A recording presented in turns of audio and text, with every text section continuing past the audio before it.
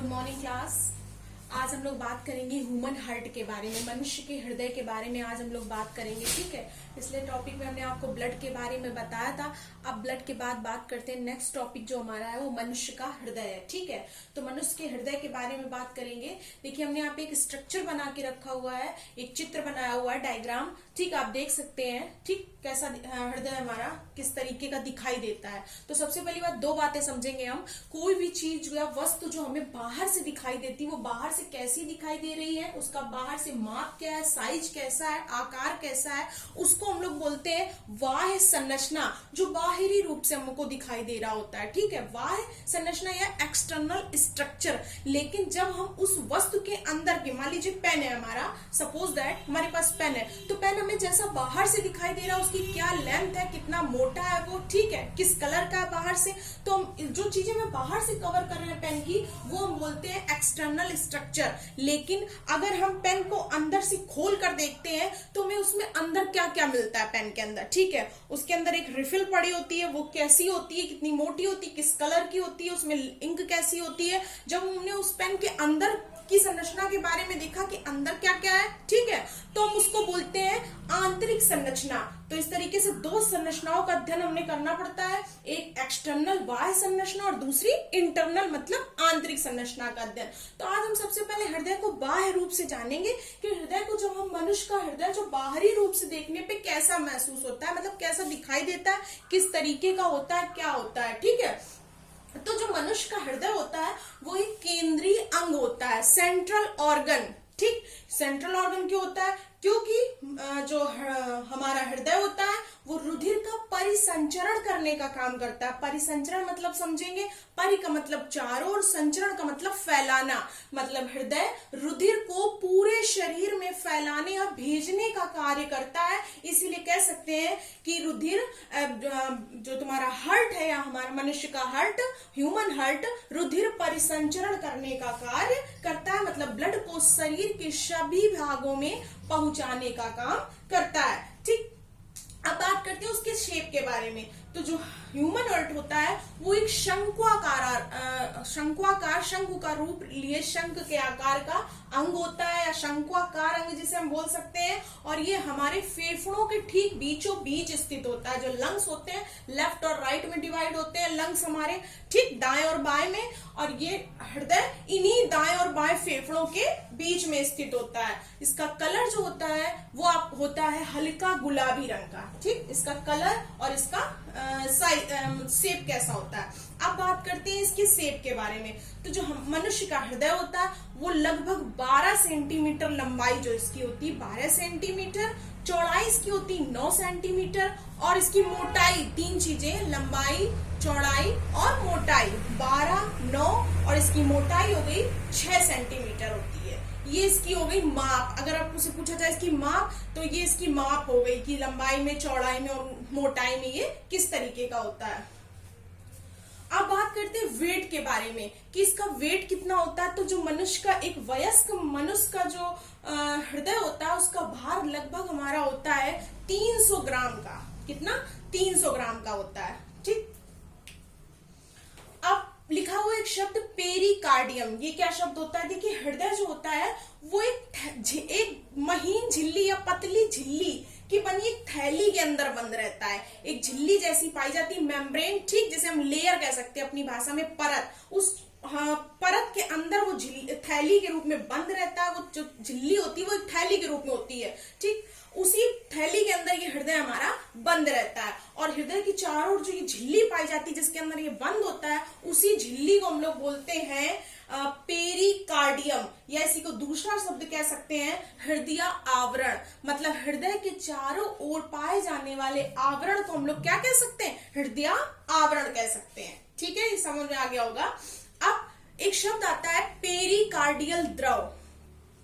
क्या होता है? इसी पेरिकार्डियम के अंदर हृदय आवरण, मतलब जो हृदय के चारों झिल्ली पाई जाती है, इसमें एक लिक्विड भरा रहता है या द्रव भरा रहता है, और उस द्रव को नाम दिया जाता है पेरिकार्डियल द्रव, ध्यान रखिएगा इस बात को, लिखा नहीं है मैंने, पेरिकार्डियल द्रव, ठीक। हृदय की झिल्ली के अंदर पाए जाने वाले द्रव को क्या बोलते हैं? पेरिकार्डियल द्रव। ये क्या करता है? पेरिकार्डियल द्रव हमारे हृदय को बाहरी चोटों से बचाने का काम करता है, बाहरी चोटों से या आघातों से, ठीक, ये रक्षा करने का काम करता है हृदय की। फिर एक शब्द लिखा है कार्डियोलॉजी, इसको भी जान लेंगे, इंपॉर्टेंट है, आप सब सुनते रहते हैं, जिसने नहीं सुना होगा कि बोलते कार्डियोलॉजी जा रहे हैं। देखिए, जो भी हम हृदय से संबंधित जिन भी बातों का, जिन क्रियाओं का, हृदय से संबंधित जिन भी क्रियाओं का, ठीक, हम अध्ययन विज्ञान की जिस शाखा में करते हैं उसे बोलते हैं हृदय विज्ञान, हृदय विज्ञान या कार्डियोलॉजी। याद रखिएगा इस बात को, भूलिएगा नहीं, बहुत पूछ देता है 1 नंबर में। हृदय की संरचना एवं कार्य के अध्ययन, जो भी हम कार्य होते हैं उनका अध्ययन विज्ञान की जिस शाखा में करते हैं उसे क्या बोलते हैं? कार्डियोलॉजी या हृदय विज्ञान कहते हैं। अब बात समझेंगे, देखिए हृदय की संरचना को में गौर करेंगे। जो हमारी हृदय की संरचना होती है उसमें खास बात देखेंगे, आप ऊपर की ओर देखेंगे, हृदय में ऊपर की ओर जो चौड़ा भाग दिखाई दे रहा है, नीचे देखिएगा आप एक कोन के रूप में, शंख के रूप में आ गया है, ठीक है, संकुचित हो गया आके, ठीक है। ऊपर लेकिन कैसा फैला हुआ भाग है, चौड़ा भाग है, तो इस चौड़े भाग को हम लोग बोलते हैं बेस, मतलब आधार भाग, ठीक। लेकिन जब नीचे की ओर आते हैं तो देखो आप कैसा हो गया, नीचे की ओर आने पर ऊपर चौड़ा था लेकिन नीचे क्या हो गया? संकुचित हो गया, उसकी चौड़ाई कम हो गई है। तो जो नीचे वाला भाग होता है, बिल्कुल नीचे मैंने लिखा भी है, उसे बोलते हैं हम लोग शिखर, ठीक। हृदय के 2 भागों में डिवाइड होता है, ऊपर वाला भाग बेस कहलाता है और नीचे वाला एपेक्स या शिखर कहलाता है। अब बात करते हैं कुछ शब्दों की जो बहुत इंपॉर्टेंट है हार्ट की स्ट्रक्चर में, अलिंद और निलय। तो सबसे पहले देखिएगा, हृदय जो होता है वो 2 भागों में डिवाइड होता है। क्या होता है? हृदय के ठीक बीचों बीच एक सेप्टम या कह सकते हैं एक लाइन या एक लेयर जैसी पाई जाती है, ठीक है, जो हृदय को ठीक 2 भागों में डिवाइड करती है। वो लाइन या रेखा वो 2 भागों में बांट देती है, ठीक, या सेप्टा भी बोलते हैं, जिसकी वजह से हृदय जो होता है वो 2 भागों में बढ़ जाता है, लेफ्ट साइड और राइट साइड, 2 भागों में हमारा हृदय बढ़ जाता है, ठीक, मतलब दायां भाग और बायां भाग। अब पढ़ेंगे कि जो हृदय का ऊपरी भाग होता है हमारा, ऊपर वाला जो पोर्शन हम दिखा दे रहे हैं आपको, ऊपर की ओर जो आधार भाग की तरफ दिखाई दे रहा हमारा, ठीक, हमने लाइन भी अंडरलाइन भी कर रखा है। जो ऊपर की ओर वाला भाग होता है हृदय के बेस की तरफ का भाग, उसे हम लोग बोलते हैं अलिंद भाग, ठीक, क्या बोलते हैं?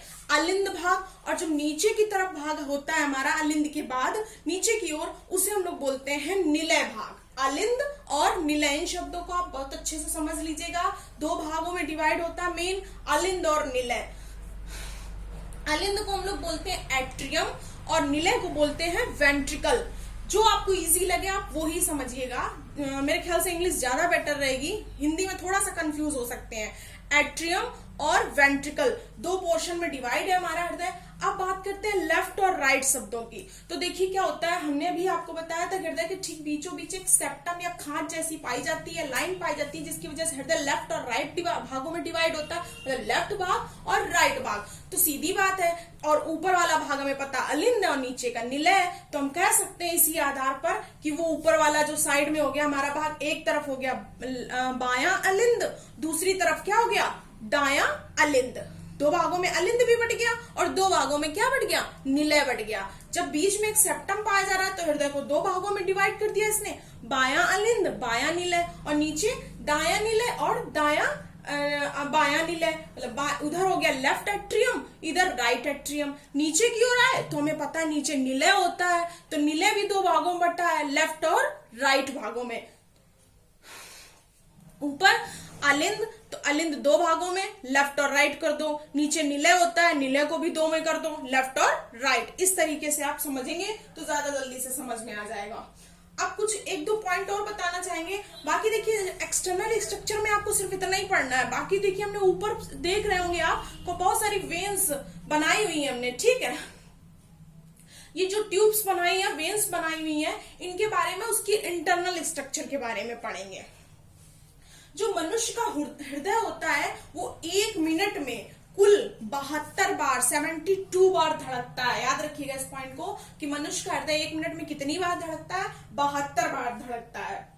और हृदय जो होता है वो आपका हृदय पेशियों से बना होता है। हृदय पेशियां आप आपने पढ़ा होगा इनके बारे में, 3 प्रकार की होती है, रेखित, अरेखित और हृदय पेशी। और हृदय पेशी जो होती है वो अनैच्छिक होती हैं। कैसी होती है? अनैच्छिक, मतलब ऐसी पेशियां जो हमारी इच्छा से कार्य नहीं करती हैं, वो क्या कहलाती हैं? अनैच्छिक पेशियां। मतलब हृदय अपने हिसाब से कार्य करता है, उनका उस पर हमारा कोई कंट्रोल नहीं होता है। आज के लिए इतना ही।